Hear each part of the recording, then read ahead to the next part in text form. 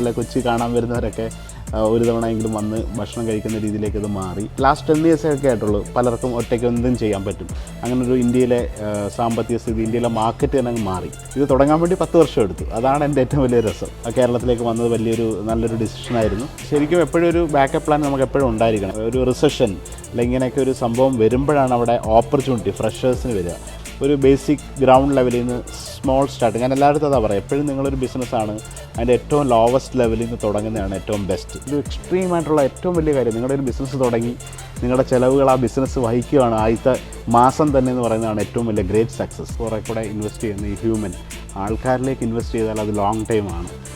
Rather than നമ്മൾ കുറേ സ്ഥലങ്ങൾ ഉണ്ടാക്കിയിടുക അല്ലെങ്കിൽ അതിനേക്കാളുപരി അതിനൊരു കമ്പനിയെ വളർത്തുന്ന വലിയൊരു ടീമായിരിക്കും.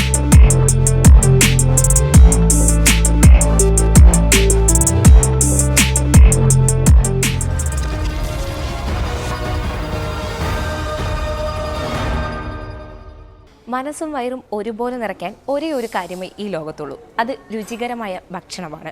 ആ ഭക്ഷണത്തിൽ തന്നെ പഴമയുടെയും പുതുമയുടെയും രുചിക്കൂട്ടുകൾ സമാസമം കലർത്തി നമ്മളെ എല്ലാവരെയും എക്കാലവും ഞെട്ടിച്ച ഒരു വലിയ വ്യക്തിയാണ് ഷെഫ് പിള്ള എന്ന് നമ്മളൊക്കെ സ്നേഹത്തോടെ വിളിക്കുന്ന സുരേഷ് പിള്ള സാർ. സാർ ഇപ്പോൾ വലിയൊരു സംരംഭത്തിൻ്റെ ഉടമ കൂടിയാണ്. അപ്പോൾ ഈ ഒരു വിജയങ്ങൾക്ക് പിന്നിലുള്ള സാറിൻ്റെ കഷ്ടപ്പാടുകൾ എന്താണ്, ആ ഒരു തയ്യാറെടുപ്പുകൾ എന്തായിരുന്നു എന്നൊക്കെ പറയുന്നതിന് വേണ്ടി സാറ് തന്നെ ഇന്ന് നമ്മളോടൊപ്പം ഉണ്ട്. നമസ്കാരം സാർ. സാർ ഈ പറയുന്നത് പോലെ തന്നെ ആദ്യത്തെ വലിയൊരു സംരംഭം കേരളത്തിലെ തന്നെ ബിസിനസ് ഹബ്ബായ കൊച്ചിയിൽ, അവിടെ തന്നെ ഏറ്റവും കൂടുതൽ ഇവൻറ്റ്സും ബിസിനസ് മീറ്റിങ്ങും ഒക്കെ നടക്കുന്ന ലേ മെറിഡിയനിൽ തന്നെ. അപ്പോൾ ഈ ഒരു അവസരത്തിൽ ഇപ്പോൾ ഈ ഒരു ബിസിനസ്സുമായിട്ട് മുന്നോട്ട് പോകുമ്പോൾ സാറിൻ്റെ ആ ഒരു അവസ്ഥ എന്താണ്, അല്ലെങ്കിൽ തൻ്റെ ഒരു മാനസികാവസ്ഥ എങ്ങനെയാണെന്നാണ് പറയാൻ പറ്റുന്നത്? ശരിക്കും ഭയങ്കര ഒരു സന്തോഷമുള്ളൊരു കാര്യമാണ് കൊച്ചിയിൽ. അത് കേരളത്തിലെ ആദ്യത്തെ എൻ്റെ ഒരു പ്രൊജക്റ്റ്. അപ്പോൾ ഒരു ഷെഫായിട്ട് കുറേ വർഷമായിട്ട് വർക്ക് ചെയ്ത് അതിനുശേഷം ഒരു ബിസിനസ് തുടങ്ങി. അത് ബാംഗ്ലൂരിൽ ഓപ്പൺ ആവുന്നു. ഓപ്പൺ ആയ ദിവസം തന്നെയാണ് ഇതിൻ്റെ ഒരു കോൺട്രാക്റ്റ് സൈൻ ആയത്. അതിനുശേഷം ഒരു 6 മന്ത് കഴിഞ്ഞിട്ടാണ് ഇത് ഓപ്പൺ ആവുന്നത്. അപ്പോൾ കൊച്ചിയിൽ കേരളത്തിൽ ഇതുപോലൊരു 5 സ്റ്റാർ ഒരു അമേരിക്കൻ ബ്രാൻഡായിട്ടുള്ള മാരിയറ്റിൻ്റെ ഒരു ലാൻഡ്മാർക്ക് ഹോട്ടലാണ് ഈ ലേ മെറിഡിയൻ എന്ന് പറയുന്നത്. അപ്പോൾ അവിടെ മാരിയറ്റിനെ സംബന്ധിച്ച് more than 10,000+ hotels world wide ഉണ്ട്. അത്രയും വലിയൊരു ലാർജ് ഗ്രൂപ്പാണ്. അപ്പോൾ ആ ഒരു ബ്രാൻഡിൻ്റെ കൂടെ നമുക്ക് അസോസിയേറ്റ് ചെയ്യാൻ പറ്റുന്നു. അതും ഞാൻ ഒരു ഷെഫ് എന്ന നിലയിൽ കുറച്ചൊക്കെ ആയെങ്കിലും ഒരു ബിസിനസ് എന്ന നിലയിൽ പ്രൂവ് ഒന്നും ചെയ്യുന്നതിന് മുന്നേ തന്നെ ഈ ഒരു അവസരം കിട്ടിയതാണ് എൻ്റെ ഏറ്റവും വലിയൊരു ഭാഗ്യം. അല്ലെങ്കിൽ അത് ഭയങ്കര ഒരു ഉത്തരവാദിത്വം, ഭയങ്കര ഒരു പറയാന്ന് വെച്ചാൽ അത്രയ്ക്ക് വലിയൊരു സംഭവമാണിത്. അപ്പോൾ അങ്ങനെ ഒരു കോൺട്രാക്റ്റ് കിട്ടുന്നു. അതിനുശേഷം ഇവിടെ ഈ റെസ്റ്റോറൻറ്റ് എസ്റ്റാബ്ലിഷ് ആവുന്നു. അത് ഭയങ്കര സക്സസ് ആയിട്ട് മാറുന്നു. അത് ഇവിടുത്തെ ഒരു മസ്റ്റ് ട്രൈ. ഇവിടെ കേരളത്തിൽ അല്ല കൊച്ചി കാണാൻ വരുന്നവരൊക്കെ ഒരു തവണയെങ്കിലും വന്ന് ഭക്ഷണം കഴിക്കുന്ന രീതിയിലേക്ക് ഇത് മാറി. അപ്പോൾ ആ ഒരു രീതിയിൽ ഭയങ്കര ഹാപ്പിനെസ്. ആഫ്റ്റർ ഈ ഒരു റെസ്റ്റോറൻറ്റ് വന്നതിന് ശേഷം ബ്രാൻഡ് എനിക്കൊരു കോൺഫിഡൻ്റ് ആയി. ഓക്കെ, നമുക്കിനി ഇത് എക്സ്പാൻഡ് ചെയ്യാം. അല്ലെങ്കിൽ ചുരുങ്ങിയ സമയം കൊണ്ട് ഇതൊക്കെ ഒരു സാധാരണ ഇങ്ങനെയൊക്കെ ഒരു റെസ്റ്റോറൻറ്റ് കുറേ വർഷങ്ങളൊക്കെ കഴിഞ്ഞിട്ടായിരിക്കും അതിൻ്റെ നെക്സ്റ്റ്, സെക്കൻഡ്, തേർഡ് എന്നൊക്കെ പറയാൻ വരിക. അപ്പോൾ വിത്തിൻ 6 മന്തിൽ ഇത് ആവുകയും ഇതിൻ്റെ ഒരു വിജയം അല്ലെങ്കിൽ ഇതിൻ്റെ ഒരു ഡാറ്റ അതൊക്കെ നമ്മൾ മനസ്സിലാക്കുമ്പോൾ എനിക്ക് കുറച്ചുകൂടെ വേഗത്തിൽ കുറേ കാര്യങ്ങൾ ചെയ്യാൻ പറ്റി. കുറേ കൂടെ ബെറ്റർ ബ്രാൻഡ്സുമായിട്ട് അസോസിയേറ്റ് ചെയ്യാൻ പറ്റി. കുറേ ബെറ്റർ പാർട്ട്നേഴ്സിനെ നമുക്ക് അതിനകത്ത് കിട്ടുകയൊക്കെ ചെയ്തു. അപ്പോൾ അത് ഭയങ്കര ഒരു എന്നെ സംബന്ധിച്ചൊരു ബിസിനസ്സിൻ്റെ ഏറ്റവും വലിയൊരു അച്ചീവ്മെൻ്റായിട്ട് ഈ കൊച്ചിയിൽ ലേ മെറിഡിയനിൽ ആദ്യമായിട്ട് ഒരു ഇൻ്റർനാഷണൽ ബ്രാൻഡുമായിട്ട് തന്നെ ഒരു ഡെബ്യൂ എന്ന് പറയുന്ന ഒരാൾക്ക് കിട്ടുന്ന ഒരു അവസരമായിട്ടാണ് ഇത്. അപ്പം സാറ് ഒരു 31 വർഷത്തിന് മുമ്പാണ് സാർ ഈ ഒരു മേഖലയിൽ ആദ്യമായിട്ടൊരു ജോലിക്ക് പ്രവേശിക്കുന്നത്. അപ്പോൾ ആ ഒരു സമയത്ത് സ്വപ്നത്തിലെങ്കിലും എവിടെയെങ്കിലും എനിക്ക് ഈ ഒരു ജീവിത വിജയം ഉണ്ടാകും, ഇതാണ് എൻ്റെ ലക്ഷ്യം, അങ്ങനെ ഒരു സ്വപ്നത്തിൽ പോലും ഉണ്ടായിരുന്നു ഇങ്ങനെയൊക്കെ ഉണ്ടാകും എന്നൊക്കെ? അങ്ങനെ അന്നില്ല. അന്ന് നമുക്ക് എങ്ങനെയെങ്കിലും സർവൈവ് ചെയ്യുക എന്നുള്ളതല്ലേ. ആ ഒരു സമയത്ത് ജോലി ചെയ്യുക, അല്ലെങ്കിൽ അന്നത്തെ ജീവിത സാഹചര്യത്തിൽ നിന്ന് കുറച്ചുകൂടെ ബെറ്റർ ആവുക, അതിന് വേണ്ടിയിട്ട് കുറച്ച് നന്നായിട്ട് വർക്ക് ചെയ്യുക. അപ്പോൾ ആ ഒരു ജോലി ചെയ്ത് കഴിഞ്ഞാൽ കുറച്ചുകൂടെയൊക്കെ ബെറ്ററാവുമെന്ന് ഒരു 1-2 വർഷം കഴിഞ്ഞപ്പോൾ എനിക്ക് മനസ്സിലായി. പിന്നീട് അതൊരു 5 ഇയേഴ്സ് കഴിഞ്ഞപ്പം എനിക്ക് കുറച്ചുകൂടി ഇൻസൈറ്റ് കിട്ടി. ഇത് okay, it's A good profession. ഈ പ്രൊഫഷൻ അത് നല്ലൊരു പ്രൊഫഷണൽ ആവുമെന്നായിരുന്നു. ഒരിക്കലും ഒരു സംരംഭകനാവുകയോ എന്നൊന്നും ആ ഒരു ആദ്യ കാലഘട്ടത്തിൽ നിന്ന് ഒരിക്കൽ പോലും ചിന്തിച്ചിട്ടില്ല. അല്ലെങ്കിൽ ഇതെനിക്കൊരു നാളെ ഒരു റെസ്റ്റോറൻറ്റ് തുടങ്ങാൻ പറ്റുമെന്നൊന്നും അന്നത്തെ ഒരു ടൈമിൽ ഒരു ബിസിനസ് എന്നൊക്കെ പറഞ്ഞാൽ ഇല്ല. പിന്നീട് എത്രയോ വർഷം കഴിഞ്ഞ് ലാസ്റ്റ് 10 ഇയേഴ്സൊക്കെ ആയിട്ടുള്ളൂ പലർക്കും ഒറ്റയ്ക്ക് എന്തും ചെയ്യാൻ പറ്റും. അങ്ങനൊരു ഇന്ത്യയിലെ സാമ്പത്തിക സ്ഥിതി, ഇന്ത്യയിലെ മാർക്കറ്റ് തന്നെ അങ്ങ് മാറി. ഒരു 2000 പിറകിലൊക്കെ ഇങ്ങനെ ഒരു സംരംഭത്തെക്കുറിച്ച് ആരും ചിന്തിക്കുക കൂടിയില്ല. അതിനുശേഷം ഓരോ 5 ഇയേഴ്സ് കഴിയും തോറും ഞാൻ അതിൻ്റെ സാധ്യതകൾ കൂടുതൽ മനസ്സിലാക്കുകയും കുറേ കാര്യങ്ങളൊക്കെ പഠിക്കുകയും കുറേ പേരുടെ എന്തൊക്കെയാണ് തെറ്റുകൾ കണ്ടെത്തിയും ഒക്കെ അത് കണ്ട് മനസ്സിലാക്കി അതൊരു കഴിഞ്ഞ ഒരു 10 വർഷം എത്തിയപ്പം എനിക്ക് മനസ്സിലായി ഞാൻ സ്വന്തമായിട്ട് എന്തായാലും ചെയ്യും എന്നൊരു തോന്നലുണ്ടായി. ഒരു 10 ഇയേഴ്സ് ബാക്കാണ് ഞാൻ ശരിക്കും സീരിയസ് ആയിട്ട് ചിന്തിച്ചത്. അതിന് ഇത് തുടങ്ങാൻ വേണ്ടി 10 വർഷം എടുത്തു. അതാണ് എൻ്റെ ഏറ്റവും വലിയ രസം. അത് ഈ ഒരു സമയത്തെന്ന് വെച്ചാൽ ഇപ്പോഴത്തെ ഒരു ജനറേഷൻ ഫുള്ള് പുറം രാജ്യങ്ങൾ, ലണ്ടൻ അങ്ങനെയൊക്കെ പുറത്തേക്ക് പോയി ജീവിക്കുന്നതിന് വേണ്ടി ആഗ്രഹിക്കുന്ന ഒരു സമയത്ത് സാർ അവിടെ എല്ലാം കൊണ്ട് സെറ്റിലായിട്ടുള്ള ഒരു ലൈഫ് കളഞ്ഞ് ഇന്ത്യയിലേക്ക് വന്ന് ബിസിനസ് തുടങ്ങാൻ തീരുമാനിക്കുന്നു. അപ്പോൾ അതിന് പിന്നിലുള്ള ഒരു കാരണം? ശരിക്കും അത് ഞാൻ ആദ്യം പറഞ്ഞ പോലെ ലണ്ടനിൽ നല്ലൊരു ജോലി, ആ ഒരു ലൈഫ് സെറ്റിലായി, വൈഫിന് കുട്ടികൾ പഠിക്കുന്നു, ഭാര്യയ്ക്ക് നല്ലൊരു ജോലി. അപ്പോൾ ആ ഒരു സ്റ്റേജിൽ ആരും തിരിച്ചു വരേണ്ട ആവശ്യമില്ല. ബെറ്റർ സൗകര്യങ്ങളാണ് എല്ലാം. ആ രാജ്യത്ത് നമ്മൾ കുറേ വർഷം ജോലി ചെയ്യുമ്പോൾ ഉണ്ടാകുന്ന എല്ലാ നേട്ടങ്ങളൊക്കെ കിട്ടി നിൽക്കുന്ന സമയത്ത് ഇന്ത്യയിലേക്ക് ഒരിക്കലും ബിസിനസ് എന്നുള്ള ലക്ഷ്യത്തിലല്ല എത്തിയത്. ഞാൻ ഇന്ത്യയിൽ ഒന്നുകൂടെ വന്ന് കുറച്ചുകൂടെ സെറ്റിലാവാം, എങ്ങനെയാണ് അതിൻ്റെ കാര്യങ്ങൾ, നല്ലതാണെങ്കിൽ ഇവിടെ ജോലി ചെയ്യാം, അല്ലെങ്കിൽ തിരിച്ചെപ്പോൾ പോകാനുള്ളൊരു ഓപ്ഷനുണ്ട്. അവിടുത്തെ ഒരു സിറ്റിസൺഷിപ്പ് നമുക്കുള്ളത് കാരണം ഇംഗ്ലണ്ടിലേക്ക് എപ്പോൾ വേണമെങ്കിലും തിരിച്ചു പോകാം, അല്ലെങ്കിൽ യൂറോപ്പിലേക്ക് പോകാം, അല്ലെങ്കിൽ എനിക്കിഷ്ടമുള്ള രാജ്യത്ത് പോയി ജോലി ചെയ്യാനുള്ളൊരു സൗകര്യമുള്ള ആ ഒരു പ്രിവിലേജ് കയ്യിലുണ്ടായതുകൊണ്ടാണ് അങ്ങനെ ഒരു ഡിസിഷൻ എടുത്തത്. അങ്ങനെ ഇവിടെ വന്നിട്ട് ഒരു 1 ഇയർ 2 ഇയർ നോക്കി പിന്നീട് നമുക്ക് തീരുമാനമെടുക്കാം എന്നുള്ളൊരു പ്ലാനിൽ വരുന്നു. പക്ഷേ ഫസ്റ്റ് 1 ഇയർ തന്നെ വന്നപ്പോൾ എനിക്ക് മനസ്സിലായി കേരളത്തിലേക്ക് വന്നത് നല്ലൊരു ഡിസിഷനായിരുന്നു. അത് റൈറ്റ് ഡിസിഷനായിരുന്നു. അതിൻ്റെ കുറേ കാര്യങ്ങളൊക്കെ സംഭവിക്കുക, ഒരു ഷെഫ് എന്ന നിലയിൽ എനിക്ക് ഒരുപാട് നേട്ടങ്ങളുണ്ടാക്കാൻ പറ്റി. അപ്പോൾ ഒത്തിരി ഒരു പബ്ലിക് ആയിട്ട് അറിയപ്പെടുന്ന ഒരാളാവാൻ പറ്റുന്നു. അപ്പോൾ അതിനുശേഷം പിന്നീട് എനിക്ക് മനസ്സിലായി okay this is the right time to do your business. അപ്പോഴത്തേക്ക് ഞാൻ പറഞ്ഞ പോലെ 10 വർഷം മുമ്പുള്ള പ്ലാൻസ്, കുറച്ച് കാര്യങ്ങളൊക്കെ മനസ്സിലാക്കി, അതിന് വേണ്ട തയ്യാറെടുപ്പുകളും ഹോംവർക്കുകളും കാര്യങ്ങളൊക്കെ ചെയ്തപ്പം ഒരു റൈറ്റ് ടൈമായെന്ന് എൻ്റെ മനസ്സ് പറഞ്ഞു. എനിക്ക് വേണമെങ്കിൽ ഒരു 10 വർഷം മുമ്പ് വേണമെങ്കിൽ ഇതൊക്കെ തുടങ്ങാമായിരുന്നു എന്ന് എനിക്കറിയാം. അതിനുള്ള ആൾക്കാരുണ്ടായിരുന്നു, അതിനുള്ള അനുഭവമൊക്കെ ഉണ്ട്. പക്ഷേ ഞാൻ എന്തൊക്കെയോ കാരണത്താൽ കുറച്ചുകൂടെ കഴിഞ്ഞ് മതി, ആ ഒരു വെയിറ്റ് ചെയ്തത് വർത്തായെന്നുള്ളത് ഇപ്പോൾ എനിക്ക് മനസ്സിലായി. ഇപ്പോൾ എനിക്കതുകൊണ്ടൊരു കുറച്ചുകൂടെ ഓപ്പൺലി ഇത് കാണാൻ പറ്റും, ഇതിൻ്റെ സാധ്യതകൾ മനസ്സിലാക്കിയിരുന്നു. അതുകൊണ്ടാണ് എനിക്കൊരു 2 വർഷം കൊണ്ട് ഇങ്ങനെയൊക്കെ ചെയ്യാൻ പറ്റിയത്. ഒരു സാറ് കുറേ വർഷങ്ങൾക്ക് മുമ്പ്, അതായത് ലണ്ടനിലേക്ക് ഒരു ജോലിയൊക്കെ ലഭിക്കുക എന്നൊക്കെ പറഞ്ഞാൽ വലിയൊരു കാര്യമായിട്ട് ചിന്തിക്കുകയും അതൊക്കെ വലിയൊരു ഓപ്പർച്യൂണിറ്റി ആയിട്ട് കരുതിയിരുന്ന ഒരു കാലത്താണ് സാറ് ലണ്ടനിലേക്ക് പോകുന്നത്. ആ ഒരു സമയത്തെന്ന് പറഞ്ഞു കഴിഞ്ഞാൽ നമ്മൾ ഇപ്പോൾ എന്ന് വെച്ചാൽ നമുക്ക് കുറച്ചും കൂടെ യൂട്യൂബ് വഴിയാണെങ്കിലും സോഷ്യൽ മീഡിയ വഴിയൊക്കെ ആണെങ്കിലും ഇങ്ങനെയാണ് ലണ്ടൻ എന്നൊക്കെ നമുക്ക് കാണാൻ പറ്റുന്നുണ്ട്. അപ്പോൾ സാറ് പോയിരുന്ന സമയത്ത് ആ ഒരു ലണ്ടനും ഇപ്പോഴത്തെ ആ ഒരു നമ്മൾ കാണുന്ന ലണ്ടനും തമ്മിലുള്ള വ്യത്യാസം എന്താണ്? ഒരുപാട് വ്യത്യാസമുണ്ട്. ഞാൻ പോകുന്ന 2005-ലാണ്. ആ ഒരു കാലഘട്ടത്തിൽ ഇംഗ്ലണ്ട് ഒരു വേറെ തരം ലൈഫ് സ്റ്റൈൽ, അപ്പോൾ വളരെ കുറച്ച് ഇന്ത്യൻസ് മാത്രം, അങ്ങനെ പെട്ടെന്ന് ഒരു ഹൈലി സ്കിൽഡ് ആയിട്ടുള്ളവർക്കൊക്കെ ആയിരുന്നു അന്ന് പൊയ്ക്കൊണ്ടിരുന്നത്. അങ്ങനെ എല്ലാവർക്കും അങ്ങനെ പോകാൻ, ഈവൻ പഠിക്കാനായിട്ട് അല്ലെങ്കിൽ ഒരു സ്റ്റുഡൻറ്റ് വിസ ആയപ്പോലും വളരെ ഹയർ ലെവലിൽ എത്തുന്ന കുട്ടികളൊക്കെ ആയിരിക്കും അവിടെ പോവുക. യൂണിവേഴ്സിറ്റിയിൽ ശരിക്കും പഠിക്കാൻ വേണ്ടിയിട്ട് മാത്രമാണ് പോവുക. അപ്പോൾ ഇപ്പോൾ എങ്ങനെയെങ്കിലും UK പോകുക എന്നുള്ളൊരു ആഗ്രഹത്തിൽ മറ്റ് രാജ്യങ്ങളിൽ പോകുന്ന ഒരു ജനറേഷനാണ് ഇപ്പോൾ ഉള്ളത്. ആ ഒരു ടൈമിൽ റൈറ്റ് ആയിട്ടുള്ള ആൾക്കാർക്ക് മാത്രമേ അതിൻ്റെ വിസ കിട്ടുള്ളൂ. ഈവൻ അവിടുത്തെ ആ ഒരു മൈഗ്രേഷൻ അത്ര എളുപ്പം ഉണ്ടായിരുന്നില്ല. അപ്പോൾ ആ ഒരു സമയത്ത് ലിമിറ്റഡ് സെലക്റ്റഡ് ആ ഒരു ഗണത്തിൽ പെടാൻ പറ്റിയത് ഭയങ്കര ഒരു കാര്യമാണ്. അപ്പോൾ നല്ലൊരു ബെസ്റ്റ് ടൈമാണ് ഈ 2005 മുതൽ 2010 വരെ ഒരു കാലഘട്ടം. ആ 10 വർഷം കൊണ്ട് അവിടെ സെറ്റിലാവാനും അവിടുത്തെ വിത്തിൻ 5 ഇയേഴ്സിൽ തന്നെ അവിടുത്തെ പൗരത്വം ലഭിക്കാനും ഒക്കെ എനിക്ക് പറ്റുകയും ആ ഒരു വലിയ നല്ല കമ്പനിയുടെ പാർട്ടായിട്ട് ജോലി ചെയ്യാൻ പറ്റി, ആ രാജ്യത്തെക്കുറിച്ച് മാറാൻ പറ്റി, ഒരു നോർമൽ ആളിൽ നിന്ന് നല്ലൊരു ഷെഫായിട്ട് മാറാൻ പറ്റിയത് ആ രാജ്യത്തെ അനുഭവമാണ്. അതെ, അതുപോലെ തന്നെ സാർ ഇവിടെ വന്ന് ബിസിനസ് ആരംഭിച്ചു. അപ്പം 2-3 വർഷത്തിന് ശേഷം നിന്ന് നോക്കാം, ഓക്കെ പറ്റിയില്ലെങ്കിൽ തിരിച്ചു പോകാമെന്നുള്ള ഒരു മൈൻഡിലാണ് പറഞ്ഞത്. അപ്പോൾ ഈ ഒരു ബിസിനസ് സ്റ്റാർട്ട് ചെയ്യുന്ന സമയത്ത് സാറിന് ഇൻ കേസ്, അതായത് നമുക്ക് ബിസിനസ്സിലേക്ക് ഇറക്കുമ്പോൾ ഒന്നും പ്രെഡിക്റ്റ് ചെയ്യാൻ പറ്റില്ല. അപ്പം ഇൻ കേസ് എനിക്ക് കാത്തിരിക്കുന്നത് ഒരു ഫെയിലിയർ ആണ്, അല്ലെങ്കിൽ എന്നെ ഒരു സക്സസ് ആയില്ല എന്നുണ്ടെങ്കിൽ സാറിന് ഒരു ബാക്കപ്പ് പ്ലാൻ അങ്ങനെ എന്തെങ്കിലും ഉണ്ടായിരുന്നു? ശരിക്കും എപ്പോഴും ഒരു ബാക്കപ്പ് പ്ലാൻ നമുക്ക് എപ്പോഴും ഉണ്ടായിരിക്കണം. എല്ലാം ഭയങ്കര പോസിറ്റീവായിട്ട് ഓവർ കോൺഫിഡൻ്റ് ആയിട്ട് ചെയ്യുന്ന എല്ലാം 100% വിജയിക്കുമെന്ന് എല്ലാവരുടെ ആശയത്തിൽ അതുണ്ടാവും. നമ്മൾ കാണുന്ന സ്വപ്നങ്ങളെല്ലാം നമുക്ക് ഭയങ്കര പോസിറ്റീവായിട്ട് ചെയ്താലെല്ലാം, പക്ഷേ എൻ്റെ റിയാലിറ്റിയിൽ എത്തുമ്പോഴാണ് അതിൻ്റെ പ്രശ്നങ്ങൾ മനസ്സിലാവുകയും അല്ലെങ്കിൽ എൻ്റെ സങ്കീർണതകളായിട്ടുള്ള കാര്യങ്ങളിലേക്കൊക്കെ എത്തപ്പെടുക. അപ്പോൾ എനിക്കത് അറിയാം, ഇത് നടന്നില്ലെങ്കിൽ ഒരുപക്ഷെ ഇതിനകത്തൊരു ഫെയിലിയർ ചാൻസ് ഉണ്ടെങ്കിൽ എന്തായിരിക്കും, തിരിച്ച് ഗോ ബാക്ക്, എനിക്ക് അവിടെ പോയാൽ ജോലി ചെയ്യാനുള്ളൊരു സാധ്യത എപ്പോഴും ഉണ്ട്. അപ്പോൾ ആ ഒരു കോൺഫിഡൻസ് ആയിരുന്നു എന്നെ കുറച്ചുകൂടെ റിസ്ക് എടുക്കാൻ പ്രേരിപ്പിച്ചു. നമ്മളെല്ലാവരും ഒരു ആശയം ഉണ്ടെങ്കിലും പലരും മടക്കുന്നത് അവരുടെ ഒരു ആ കംഫർട്ട് സോണിൽ നിന്നുകൊണ്ട് തീരുമാനങ്ങൾ റൈറ്റ് ഡിസിഷൻ എടുക്കാൻ പറ്റില്ല. അപ്പം ദ മോർ റിസ്ക് അത് സക്സസ് ആയി കഴിഞ്ഞാൽ അത്രമാത്രം റിസ്ക് എടുക്കുന്നു, അതിൻ്റെ റിസൾട്ടും അത്രമാത്രം ഹയർ ആയിരിക്കും.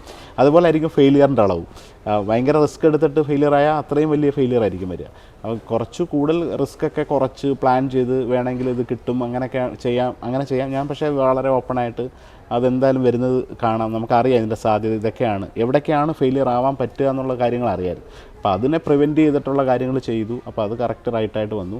ഇൻ കേസ് ഇത് സംഭവിച്ചില്ലായിരുന്നെങ്കിൽ എൻ്റെ plan I have to go back, അല്ലെങ്കിൽ അവിടെ പോയാൽ എപ്പോഴായാലും യു കെയിൽ പോയാൽ എനിക്ക് ജോലി ചെയ്യാൻ പറ്റും, അല്ലെങ്കിൽ അവിടെ ഇതുപോലെയൊക്കെ ചെയ്യാൻ പറ്റിയേക്കാം. അവിടെ കുറച്ചുകൂടെ ബെറ്റർ സാഹചര്യങ്ങളാണ് ബിസിനസ്സിനും ഉള്ള രീതിയിൽ. അപ്പോൾ അതുകൊണ്ട് അങ്ങനെ ഒരു പ്ലാൻ എനിക്കുണ്ടായിരുന്നു. എനിക്ക് തോന്നുന്നു സാറ് നാട്ടിലേക്ക് വന്ന ആ ഒരു സമയത്താണ് നമുക്ക് കോവിഡ് ലോകമാകെ ബാധിച്ചിട്ട് നമുക്ക് ഇനി എന്ന് പുറത്തേക്ക് ഇറങ്ങി പഴയൊരു ജീവിതം നമുക്ക് സാധ്യമാകുമെന്ന് ഉറപ്പില്ലാതെ എല്ലാവരും വിഷമിച്ച ഒരു കാലഘട്ടം. ആ ഒരു സമയത്താണ് സാറ് നാട്ടിലേക്ക് വരുന്നത്. ആ ഒരു സമയത്തൊക്കെ ബിസിനസ് പ്ലാൻ മനസ്സിലുണ്ടായിരുന്നോ? അത് ഏതെങ്കിലും തരത്തിൽ ഈ ഒരു ഫുൾ പ്ലാൻ ചെയ്തതൊന്നും ഈ ഒരു കോവിഡ് കാരണം നടക്കാതെ പോകുമെന്നുള്ളൊരു ടെൻഷനോ അങ്ങനെ എന്തെങ്കിലും സാറിന് ആ ഒരു സമയത്ത് ഫീൽ ചെയ്തിട്ടുണ്ടായിരുന്നോ?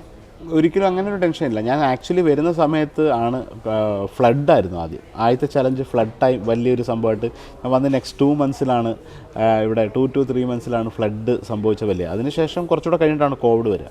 അപ്പോൾ എപ്പോഴും എന്നെപ്പോലെ ഒരാൾ ഞാനിങ്ങനെ പല കാര്യങ്ങളൊക്കെ പഠിക്കാൻ ആഗ്രഹിക്കുന്നതാണ്. അപ്പം ഒരു റിസഷൻ അല്ലെങ്കിൽ ഇങ്ങനെയൊക്കെ ഒരു സംഭവം വരുമ്പോഴാണ് അവിടെ ഓപ്പർച്യൂണിറ്റി ഫ്രഷേഴ്സിന് വരിക.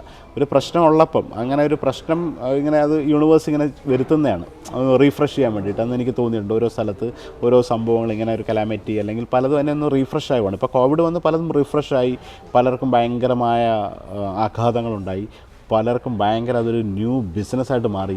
അതൊക്കെ ഇതിനകത്തുണ്ട്. അപ്പോൾ അതിൻ്റെ ഇടയിൽ ഒരു ഫ്രഷേഴ്സിന് എപ്പോഴും ഒരു റിസഷൻ ഇപ്പോൾ എനിക്കിപ്പോൾ ചിലപ്പോൾ ആ ഒരു ഓപ്പർച്യൂണിറ്റി ആദ്യമായിട്ട് ആ ഒരു സമയത്ത് കിട്ടി. അപ്പോൾ ഇത് നമ്മളിതൊന്ന് വളർന്നു കഴിഞ്ഞ് ഇതുപോലെ വേറൊരു സംഭവം വരുമ്പോൾ ഇതിനെ ഭയങ്കര ഭീകരമായിട്ടായിരിക്കും നമ്മളെയൊക്കെ ബാധിക്കുക.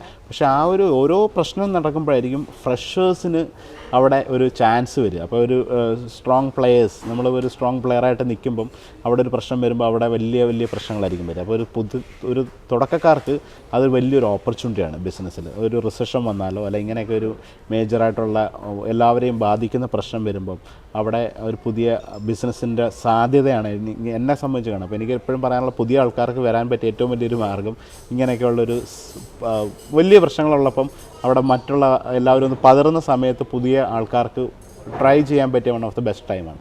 അപ്പോൾ എനിക്കൊരിക്കലും അങ്ങനെ ഒരു ടെൻഷൻ ഉണ്ടായില്ല. ജോലിയെ പോയാൽ പോലും നമുക്ക് പല കാര്യങ്ങൾ വെച്ചിട്ട് നമുക്ക് മുന്നോട്ട് പോകാൻ പറ്റുമെന്നുള്ളൊരു കോൺഫിഡൻസ്. ഇങ്ങനെയൊക്കെയുള്ളൊരു പ്രശ്നം വരുമ്പോഴാണല്ലോ നമ്മൾ ശരിക്കും ഒരു ചലഞ്ച് ശരിക്കും വരുമ്പോഴാണ് ഒരാളുടെ റൈറ്റായിട്ടുള്ള സ്കില്ല് മനസ്സിലാവുക. അപ്പോൾ അല്ലെങ്കിൽ പെട്ടെന്ന് നമ്മൾ പേടിച്ച് നിന്ന് കഴിഞ്ഞാൽ നമുക്ക് അവിടെ വെച്ച് ഒന്ന് ബ്ലോക്ക് ആവുകയാണ്. അപ്പോൾ അതിനെ എന്ത് വന്നാലും മുന്നോട്ട് പോയേ പറ്റൂ. അപ്പോൾ എന്ത് പ്രശ്നം വന്നാലും നമുക്ക് അതിൻ്റെ ഒരു സൊല്യൂഷൻസ് ഉണ്ടാക്കണം. അല്ലെങ്കിൽ അതിന് റൈറ്റായിട്ട് ചില സൊല്യൂഷൻസ് വളരെ കുറച്ചായിരിക്കും ഇമ്പാക്റ്റ്, ചിലത് ഭയങ്കര വലുതായിരിക്കും. അപ്പോൾ അത് മനസ്സിലാക്കി നമ്മൾ ഡിസിഷൻ എടുക്കുക എന്നുള്ളതാണ്. ഈ ഒരു സാറ് പറയുന്നുണ്ട് 2021 ആദ്യത്തെ ആ ഒരു സംരംഭം തുടങ്ങുന്നതിന് ഏകദേശം 10 വർഷം മുമ്പ് സാറ് പ്ലാൻ ചെയ്യുന്നുണ്ടായിരുന്നു എന്ന് പറഞ്ഞത്. അതിൽ ആ ഒരു കഷ്ടപ്പാടുകളും അല്ലെങ്കിൽ അതിൽ സാറ് ഈ ഒരു ഇൻവെസ്റ്റ്മെൻറ്റ് കണ്ടെത്തുന്നതിന് വേണ്ടിയിട്ട് ചെയ്ത കാര്യങ്ങളൊക്കെ അതൊക്കെ എങ്ങനെയായിരുന്നു എന്ന് ചോദിച്ചാൽ സാർ എന്തായിരിക്കും പറയാം? ഇല്ല, അതിന് വേണ്ടിയിട്ട് ഞാൻ അങ്ങനെ ഒരു എനിക്കൊരു സ്വന്തമായിട്ടൊരു സംരംഭം ചെയ്യണം, അല്ല അതിന് വേണ്ടിയിട്ട് എന്തൊരു ഫണ്ട് വേണം, അല്ല അതൊന്നും ഞാൻ ഒരിക്കലും ബോദർ ചെയ്തിട്ടില്ലായിരുന്നു. അപ്പോൾ എനിക്ക് ബേസിക്കലി ഒന്നുമില്ലാതെ ആരുടെയും സഹായമില്ലാതെ വേണമെങ്കിൽ ഒരു ചെറിയ കട തുടങ്ങാനുള്ള ഒരു ജീവിത സാഹചര്യം, അല്ലെങ്കിൽ ഞാനൊരു 10-15 വർഷം യു കെയിലൊക്കെ പോലൊരു രാജ്യത്ത് ജോലി ചെയ്ത ഒരാൾ എന്ന നിലയിൽ, അല്ലെങ്കിൽ ഒരു പ്രൊഫഷണൽ ഷെഫ് എന്ന നിലയിലുള്ള അത് വെച്ചിട്ട് എനിക്ക് വലിയൊരു ഇൻവെസ്റ്റ്മെൻറ്റ് കണ്ട് ഭയങ്കര ഹ്യൂജ് ഇൻവെസ്റ്റ്മെൻറ്റ് ചെയ്ത് തുടങ്ങാൻ എന്തായാലും ഞാൻ പോവില്ലായിരുന്നു. ഒരു ബേസിക് ഗ്രൗണ്ട് ലെവലിൽ നിന്ന് സ്മോൾ സ്റ്റാർട്ട്. ഞാൻ എല്ലായിടത്തും അതാ പറയാം, എപ്പോഴും നിങ്ങളൊരു ബിസിനസ്സാണ് അതിൻ്റെ ഏറ്റവും ലോവസ്റ്റ് ലെവലിൽ നിന്ന് തുടങ്ങുന്നതാണ് ഏറ്റവും ബെസ്റ്റ്. ഗ്രൗണ്ട് ലെവലായിട്ടുള്ള കാര്യങ്ങൾ അറിയാം, നിങ്ങൾ തന്നെ അത് ചെയ്യുക. അല്ലെങ്കിൽ എല്ലാം സെറ്റപ്പ് ചെയ്ത് പെട്ടെന്ന് ഞാനിപ്പോൾ ഒരു ഷെഫാണ്, എനിക്കൊരു ബിസിനസ് വേണമെന്ന് പറഞ്ഞാൽ വലിയൊരു ഇൻവെസ്റ്റ്മെൻറ്റ് നടത്തി വലിയൊരു ഓഫീസൊക്കെ ഉണ്ടാക്കി കുറേ സ്റ്റാഫിനെയൊക്കെ റിക്രൂട്ട് ചെയ്ത് അത് ചെയ്താൽ പരാജയം വന്നാൽ ചിലപ്പോൾ അതിൻ്റെ ആഘാതം ഭയങ്കരമാണ്. നേരെ മറിച്ച് ഞാൻ ഒറ്റയ്ക്ക് ചെറിയൊരു സ്ഥാപനം എനിക്ക് കൺട്രോൾ ചെയ്യാൻ പറ്റുന്ന എൻ്റെ മേജർ ഓപ്പറേഷൻസ് ഞാൻ തന്നെ ചെയ്യുന്നു, വളരെ കുറച്ച് ആൾക്കാരെ വയ്ക്കുന്നു. അപ്പോൾ അവരുടെ ഓവർ ഹെഡ് ചിലവുകളൊക്കെ എനിക്ക് തന്നെ മാനേജ് ചെയ്യാൻ പറ്റും. വെതർ ബിസിനസ് ഒരു നോർമലാണ് അല്ലെങ്കിൽ ബ്രേക്ക് ഈവൻ ആണ്, അല്ലെങ്കിൽ ഈവൻ ലോസ് ആയാൽ പോലും ആ ലോസ് എനിക്ക് ഹാൻഡിൽ ചെയ്യാൻ പറ്റുന്ന രീതിയിലുള്ളൊരു സ്റ്റാർട്ടപ്പ് ആയിരിക്കണം എല്ലാവരും ചെയ്യണം. അല്ലാതെ എപ്പോഴും ഒരു തുടക്കത്തിലൊരു ആശയം ഉണ്ടെന്ന് കരുതി നിങ്ങളതിനെ ഫണ്ട്, ചിലപ്പോൾ ഒരു ഇൻവെസ്റ്റർ വന്ന് ഫണ്ട് ചെയ്താൽ പോലും ഗംഭീരമായ വലിയ ഒരു ലോഞ്ചിനെക്കാട്ടി നല്ലതൊരു ഹമ്പിൾ സ്റ്റാർട്ടിൽ നിന്ന് തുടങ്ങിയാൽ നിങ്ങൾക്കതിനെ റീബിൽഡ് ചെയ്യാനും അതിനെ എക്സ്പാൻഡ് ചെയ്യാനും ഇമ്പ്രൂവ് ചെയ്യാനും നമുക്ക് എപ്പോഴും പറ്റും. ഓരോന്നും ഒരു തവണ ഒരു ഹൈ സ്റ്റാൻഡേർഡ് എത്തിയിട്ട് താഴോട്ട് വരുമ്പോഴാണ് അതിൻ്റെ പ്രശ്നം. നമ്മൾ വലിയ രീതിയിലെല്ലാം സ്പെൻഡ് ചെയ്ത് നമ്മൾ തുടങ്ങിയിട്ട് അത് വർക്കായില്ലെങ്കിൽ ഓരോന്ന് ഷോർട്ട് കട്ട് ചെയ്യാൻ തുടങ്ങും.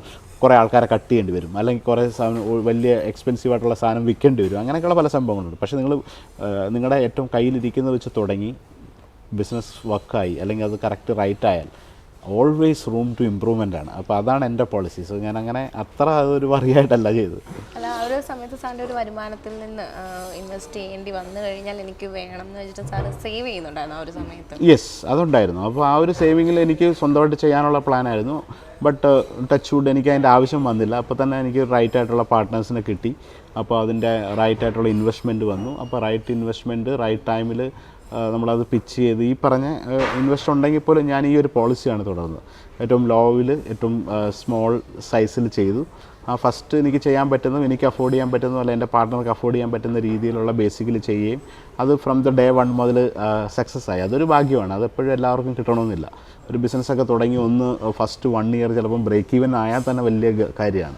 ആ ഒരു വർഷം പല ലോസുകളുണ്ടെങ്കിലും അത് വഹിക്കാനൊക്കെ തയ്യാറായിട്ട് വേണം, പ്രത്യേകിച്ച് ഒരു ഫുഡ് ഇൻഡസ്ട്രിയിലൊക്കെ, ഈ ബിസിനസ്സിൽ. അപ്പോൾ അത് എനിക്ക് തിരിച്ചതിൻ്റെ ഒരു ഓപ്പോസിറ്റ് സൈഡിൽ ഫ്രം ദ ഡേ വൺ മുതൽ ഞാൻ പ്രതീക്ഷിക്കാതെ തന്നെ അതിൻ്റെ കോസ്റ്റ് അറ്റ്ലീസ്റ്റ് ഭയങ്കര ലാഭം ഉണ്ടാക്കിയില്ലെങ്കിലും ചിലവുകളെല്ലാം ആ ബിസിനസ് തന്നെ വഹിക്കും ഫ്രം ദ ഡേ വൺ മുതൽ. അത് ഭയങ്കര ഒരു എക്സ്ട്രീമായിട്ടുള്ള ഏറ്റവും വലിയ കാര്യം. നിങ്ങളുടെ ഒരു ബിസിനസ് തുടങ്ങി നിങ്ങളുടെ ചിലവുകൾ ആ ബിസിനസ് വഹിക്കുകയാണ് ആദ്യത്തെ മാസം തന്നെ എന്ന് പറയുന്നതാണ് ഏറ്റവും വലിയ ഗ്രേറ്റ് സക്സസ്. അല്ലാതെ നിങ്ങൾ കുറേ ലാഭം ഉണ്ടാക്കുന്നതിനേക്കാളുപരി അതാണ് നല്ലത്. അപ്പോൾ അത് സംഭവിച്ചതാണ് എനിക്ക് ഏറ്റവും പോസിറ്റീവായിട്ട് തോന്നിയത്. ആ ഒരു കാര്യം സംഭവിച്ചതിനെ പറ്റി പറയുമ്പോൾ തന്നെ എന്ന് വെച്ചാൽ സാർ ഷെഫ് എന്ന നിലയിൽ ഒരു തുടക്കക്കാരനല്ല, പക്ഷെ ഒരു ബിസിനസ്മാൻ എന്ന നിലയിൽ ഒരു തുടക്കക്കാരാണ്. അപ്പം ഇത്രത്തോളം ആ ഒരു ബെറ്റർ ആയിട്ട്, അത് സാറ് പറഞ്ഞ പോലെ ഡേ വൺ മുതൽ അങ്ങനെ ഒരു വലിയ കാര്യമാണ് സാറിന് കിട്ടിയതെന്നുണ്ടെങ്കിൽ അതിൻ്റെ പുറകിലുള്ള സാറിൻ്റെ അതായത് അതെങ്ങനെ ബെറ്ററായിട്ട് ചെയ്യാമെന്നുള്ള അതൊക്കെ സാറിന് എങ്ങനെയാണ് പഠിച്ചെടുക്കാൻ പറ്റിയതാണോ, അതോ അല്ലെങ്കിൽ സാർ അതിൻ്റെ പുറകിന് കുറേ അന്വേഷിച്ച് കണ്ടെത്തിയതാണോ? യെസ്, കുറേ അന്വേഷിച്ച് കണ്ടെത്തിയത് തന്നെയാണ്. കുറേ പിന്നെ ഇതിനകത്ത് എനിക്കൊരു ഭയങ്കര ഈ ഒരു ജോലി, ഈ ഒരു മേഖല ഏറ്റവും ഇഷ്ടമുള്ളൊരു തൊഴിലാണ്. അപ്പോൾ നമ്മൾ ഇഷ്ടമുള്ളൊരു തൊഴിലിനകത്ത് എടുക്കുന്ന എക്സ്ട്രാ എഫർട്ടുകൾ നമ്മൾ പോലും അറിയില്ല ഇത്രമാത്രം വർക്ക് ചെയ്തിട്ടുണ്ടോ.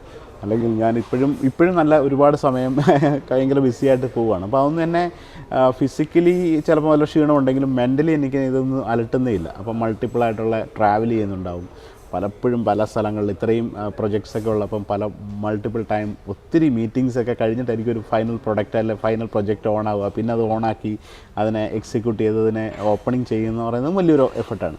അപ്പോൾ ഇതൊക്കെ ചെയ്യുന്നതിന് വലിയൊരു അധ്വാനം ഭയങ്കരമായിട്ട് ആവശ്യമുണ്ട്. അപ്പോൾ ഈ അധ്വാനം ചെയ്യുമ്പോൾ ചിലപ്പോൾ നമ്മൾ ശാരീരികമായിട്ട് ഭയങ്കര ക്ഷീണമൊക്കെ വന്നേക്കാൾ പോലും മെൻ്റലി നമ്മളെ തളർത്തിയിട്ടില്ല, നമ്മളറിയുന്നില്ല. അപ്പോൾ അതറിയാത്തത് എനിക്ക് തോന്നുന്നു നമ്മൾ ഇഷ്ടത്തോടു കൂടി ചെയ്യുന്നതുകൊണ്ടാണ്. ആ ഒരു പാഷൻ മുറുകെ പിടിച്ച് നമ്മൾ ചെയ്യുമ്പം ഇതിൻ്റെ ലേണിങ്സ് എന്ന് പറയുന്നത് അതിൻ്റെ കൂടെ വരുന്നതാണ്. ചില കാര്യങ്ങളൊക്കെ എത്ര പഠിച്ചെന്ന് പറഞ്ഞാലും പുതിയൊരു പ്രൊജക്റ്റ് ചെയ്യുമ്പോഴാണ് നമുക്കറിയാം ഓക്കെ ഇതിനകത്തൊരു പിഴവുണ്ട്, അല്ലെങ്കിൽ ഇതിനകത്ത് ചെയ്ത മിസ്റ്റേക്കുകൾ നമ്മൾ വരുത്താറില്ല. എങ്കിൽ പോലും പുതിയ സംഭവങ്ങൾ എപ്പോഴും പുതിയ കാര്യങ്ങൾ പഠിക്കുകയാണ്.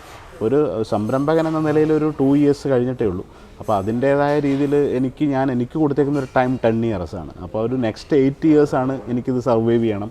ഇതിനകത്ത് പല പാളിച്ചകൾ വന്നേക്കാം, അതൊക്കെ ഞാൻ ഓൾറെഡി പ്രെഡിക്റ്റ് ചെയ്യുന്നുണ്ട്. അപ്പോൾ എന്തെങ്കിലുമൊക്കെ നമ്മൾ ഡിസിഷൻ മേക്ക് ചെയ്ത് തെറ്റായേക്കാം. എന്നാൽ ഒരു 10 വർഷം ഇത് ഞാൻ കൊണ്ടുപോയാൽ എനിക്ക് തോന്നുന്നു പിന്നീട് എനിക്ക് ചിലപ്പം പിന്നെ വരുന്ന മിസ്റ്റേക്സുകളൊക്കെ എനിക്ക് 100% അവോയ്ഡ് ചെയ്യാൻ പറ്റും. ഒരു ഡെക്കേഡ് ഓഫ് ബിസിനസ്സാണ് ഒരു റൈറ്റ് ടൈം. അല്ലാതെ ഒരു 3 വർഷത്തെ വിജയമോ അല്ല ആദ്യത്തെ വർഷത്തെ വിജയമോ ഒന്നും ഒരാളുടെ ഒരു സസ്റ്റൈനബിൾ ആയിട്ടുള്ള ലോങ് ടൈം ഒരു ബിസിനസ് എന്ന നിലയിൽ ഞാൻ കാണുന്നില്ല.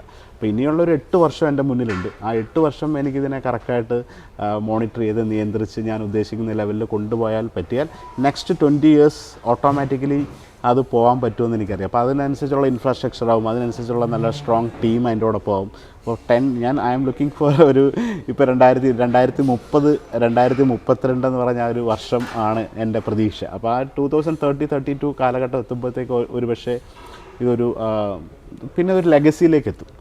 അതെത്തുന്നവരെ നമ്മൾ ഇങ്ങനെ കണ്ടിന്യൂസ് ആയിട്ട് എഫർട്ട് ഇടുക എന്നുള്ളതാണ്.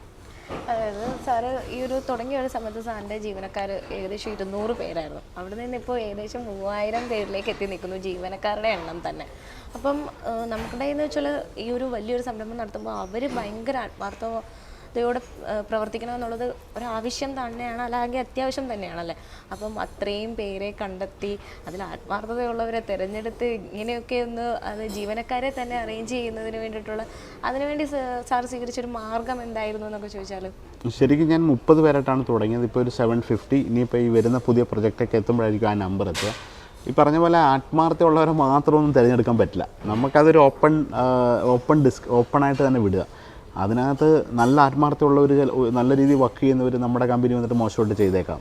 വളരെ മോശമായിട്ടുള്ളവർ നമ്മുടെ കമ്പനി വന്ന് നന്നായിട്ട് വർക്ക് ചെയ്യാം. അതൊരു ഈ ഒരു ഒരു ഒരു ഓരോ ഓർഗനൈസേഷനും അതിൻ്റേതായ ഒരു വർക്ക് കൾച്ചർ ബിൽഡാവും യൂണിക്കായിട്ട്. ഞാൻ ചെയ്യുന്നതല്ല, അത് ആദ്യം വന്ന ആൾക്കാർ, നമ്മൾ ഇടപഴകുന്ന രീതി, അത് വെച്ച് ബിൽഡായി ആ വരുന്ന ആൾക്കാരുടെ ആ കോർ ടീമിൻ്റെ ഓരോ ഗുഡ് ക്വാളിറ്റീസ് അത് ഒരു വർക്ക് കൾച്ചറായിട്ട് മാറും. ആ ഒരു കോർ ടീമിൻ്റെ ബാഡ് ക്വാളിറ്റീസ് അവിടുത്തെ ബാഡ് കൾച്ചറായിട്ട് മാറും. അപ്പോൾ അതിന് ഞാൻ എങ്ങനെ ആദ്യത്തെ ആ കോർ ടീമിന് എങ്ങനെ നല്ലൊരു വർക്ക് കൾച്ചർ ഉണ്ടാക്കും, അതിങ്ങനെ ബിൽഡായിട്ട് അതൊരു യൂണിക് വേയിൽ, ഓരോ കമ്പനിക്കും അതിൻ്റേതായ കൾച്ചറാണ്. അതൊരിക്കലും കോപ്പി ചെയ്യാൻ പറ്റില്ല, അതൊരിക്കലും ഇംപ്ലിമെൻറ്റ് ചെയ്യാൻ പറ്റില്ല. കുറേ കാര്യങ്ങളൊക്കെ അവർ ആ കമ്പനി ചെയ്യുന്ന കാര്യങ്ങൾ നമ്മൾ ഇവിടെ ആക്കിയെന്ന് പറഞ്ഞാൽ ആ കൾച്ചർ ഇവിടെ വരണമെന്നില്ല. അത് ആ ആൾക്കാരുടെ ആറ്റിറ്റ്യൂഡാണ്. ആറ്റിറ്റ്യൂഡിനെ നമുക്ക് മാനിഫെസ്റ്റ് ചെയ്ത് നമുക്ക് നമ്മളുടേതായ രീതിയിൽ കൊണ്ടുവന്നിട്ട് അതിനെ ഡെവലപ്പ് ചെയ്യുമ്പം നമ്മളുടേതായ ഒരു ഓൺ കൾച്ചർ ക്രിയേറ്റ് ആവും. അപ്പോൾ ഒരു ആദ്യം 30 പേര് വരുന്നു, പിന്നീട് അത് 100 പേരാവുന്നു, ആ 100 പേർക്ക് ഒരു കൾച്ചറാവുന്നു, പിന്നീട് വരുന്ന 101ാമത്തെ ആൾ ഓട്ടോമാറ്റിക്കലി ആ കൾച്ചറിലേക്ക് വരും. അപ്പോൾ പിന്നീട് 1000 ആയാലും അതിനെ കണ്ടിന്യൂ ആയിട്ട് പോകും. അപ്പോൾ അതാണ് എൻ്റെ ഒരു സ്ട്രക്ചർ. അപ്പോൾ അതിനെ ഒരു വൈഡായിട്ട് ഞാൻ കാണുന്നു. ഇനിയിപ്പോൾ എത്ര പേര് വന്നാലും നമുക്കപ്പോൾ ഒരു ഓപ്പർച്യൂണിറ്റി ഓപ്പൺ ടു, ഞാൻ എൻ്റെ ഒരു പോളിസി ഈ ഒരു ഓപ്പർച്യൂണിറ്റി ഫോർ എവരി വൺ. അതിനകത്ത് വേറെ ഒരു സ്കിൽ സെറ്റുള്ള ഒരാളായിരിക്കണം, അല്ലെങ്കിൽ ഹോസ്പിറ്റാലിറ്റിയാണ്. അപ്പോൾ അതിന് പറ്റിയ ഒരു അതിഥി സൽക്കാര മേഖലയാണ് നമ്മൾ. അപ്പോൾ അവരെ എങ്ങനെ നന്നായിട്ട് ഒരു ഗസ്റ്റിനെ എങ്ങനെ ട്രീറ്റ് ചെയ്യണം, അതാണ് ബേസിക് സ്കില്ല്. അപ്പോൾ അതിനോടൊപ്പം ആ ഒരു പ്രൊഫഷണൽ സ്കില്ലുള്ളവരെ ഓട്ടോമാറ്റിക്കലി എടുക്കുക. പിന്നീട് നമ്മളാണ് അവരെ നമ്മുടെ കൈ കിട്ടിയാൽ ഒരു വൾണറബിൾ ആൾ, അല്ലെങ്കിൽ ഒരു മോശം ഒരാൾ, അല്ലെങ്കിൽ ഒരു നല്ലൊരാൾ, ഇവരെയൊക്കെ ബെറ്റർ ആക്കാൻ പറ്റും. അതിന് അവരെയാണ് നമ്മൾ ഇൻവെസ്റ്റ് ചെയ്യേണ്ടത്. അപ്പോൾ അവരിലേക്ക് നമ്മൾ ഇൻവെസ്റ്റ് ചെയ്യുന്നു, അവരെ ട്രെയിൻ ചെയ്യുന്നു, അവരെ ബെറ്റർ പേഴ്സണാക്കി മാറ്റുന്നു, അവരെ ബെറ്റർ പ്രൊഫഷണലായിട്ട് മാറ്റുന്നു. അത് അതിനോടൊപ്പം ഈ ഒരു ബിസിനസ്സിൻ്റെ ഗ്രോത്തിനോടൊപ്പം ഈ ടീമിൻ്റെ ഗ്രോത്തും സൈമിൾട്ടേനിയസ്ലി പോകുന്ന രീതിയിലുള്ളൊരു അപ്രോച്ചാണ് എനിക്ക്. അപ്പോൾ അത് ഭയങ്കര ഗുണം ചെയ്യും. അപ്പോൾ അത് ലോങ് ടൈം അവർക്കൊരു ലോയൽറ്റി ഉണ്ടാവും. ഇത് ഇന്നൊരു നോർമൽ ഒരു കുക്കായിട്ട് നിൽക്കുന്ന ഒരാൾ ഒരു 2 വർഷം കഴിയുമ്പോൾ അവനൊരു ഹെഡ് ഷെഫായിട്ട് എത്തണം. അപ്പോൾ ആ രീതിയിലൊരു അവൻ്റെ കരിയർ ഗ്രോത്ത് നമ്മൾ പ്ലാൻ ചെയ്യുക. അപ്പോൾ അവർക്കറിയാം, ഓക്കെ, അവൻ്റെ മുമ്പിൽ ഒരു എക്സാമ്പിളുണ്ട്. എൻ്റെ മുമ്പേ വന്ന ഒരാൾ ഒരു കുക്കായിട്ടിരുന്ന ആളൊരു ഷെഫായി, അല്ലെങ്കിൽ ഒരു ഹെഡ് ഷെഫായി, അല്ലെങ്കിൽ എക്സിക്യൂട്ടീവ് ഷെഫായി, അല്ലെങ്കിൽ ഒരു വെയിറ്ററായിട്ട് വന്നാൽ ക്യാപ്റ്റനായി, സൂപ്പർവൈസറായി, റെസ്റ്റോറൻറ്റ് മാനേജറായി. ആ ലെവലിലേക്ക് പോകുന്ന കാണുമ്പോൾ തന്നെ പുതുതായിട്ട് വരുന്ന ഒരാൾക്ക് അറിയാം, ഈ കമ്പനിയിൽ ഒരു ഓപ്പർച്യൂണിറ്റി ഉണ്ട്, എനിക്ക് ഗ്രോ ചെയ്യാനുള്ള അവസരമുണ്ട്, എനിക്ക് പുതുതായിട്ട് പഠിക്കാൻ അവസരമുണ്ട്. അത് ഒരു ട്രസ്റ്റാണ്. ആ ട്രസ്റ്റ് നമ്മുടെ കൾച്ചറിലേക്ക് ബിൽഡ് ചെയ്യുന്നു. അത് ഓട്ടോമാറ്റിക്കലി അപ്പം കൂടുതൽ ആളുകളിലേക്ക് ഇൻട്രസ്റ്റ് ആവും. അപ്പോൾ എന്നെ കാണുന്നത്, ഞാൻ കുറേ കൂടെ ഇൻവെസ്റ്റ് ചെയ്യുന്ന ഈ ഹ്യൂമൻ ആൾക്കാരിലേക്ക് ഇൻവെസ്റ്റ് ചെയ്താൽ അത് ലോങ് ടൈമാണ്. റാദർ ദാൻ നമ്മൾ കുറേ സ്ഥലങ്ങൾ ഉണ്ടാക്കിയിടുക, അല്ലെങ്കിൽ അതിനേക്കാളുപരി അതിനൊരു കമ്പനിയെ വളർത്തുന്ന വലിയൊരു ടീമായിരിക്കും. അപ്പോൾ ആ ടീം ബിൽഡിംഗ് ആണ് എനിക്ക് ഏറ്റവും ഇൻട്രസ്റ്റ് ആയിട്ടുള്ളൊരു സബ്ജക്റ്റും. അതിന് വേണ്ടിയിട്ട് ഏറ്റവും ബെറ്ററായിട്ട് ഈ കമ്പനിക്ക് ചെയ്യാൻ പറ്റുന്ന നിലവിലത്തെ സർക്കംസ്റ്റാൻസ് അനുസരിച്ചുള്ള ഏറ്റവും ബെസ്റ്റ് ചെയ്യുക. അത് ഓരോ സാഹചര്യം ഡെവലപ്പ് ആവുന്നതനുസരിച്ചിട്ട് അതിനെ നെക്സ്റ്റ് ലെവലിലേക്ക് കൊണ്ടുപോകുക എന്നുള്ളതാണ് പ്ലാൻ.